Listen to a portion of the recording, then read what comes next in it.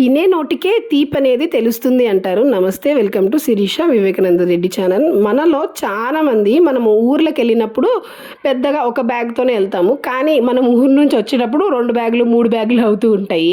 So, ఎందుకిలా అవుతాయి అనంటే మన అమ్మమ్మలు, నానమ్మలు అండ్ మన రిలేటివ్స్ ఏం చేస్తారంటే, "అరే! మీకక్కడ సిటీస్‌లో ఇవి దొరకవు, అవి దొరకవు" అని చెప్పేసి అవన్నీ ప్యాక్ చేస్తూ ఉంటారు. అండ్ అవన్నీ మనం ఇక్కడ తీసుకొచ్చుకుంటూ ఉంటాము.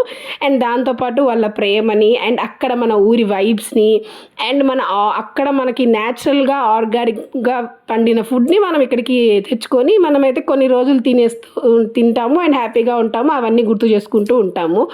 బట్ ఇంకా అవి అయిపోయిన తర్వాత అరే! మళ్ళీ ఆ ఫీలింగ్ అనేది, ఆ టేస్ట్ అనేది మిస్ అవుతూ ఉంటాము. సో, ఇలా అయితే సిటీస్‌లో ఉన్నవాళ్ళు చాలామంది మిస్ అవుతూ ఉంటారు.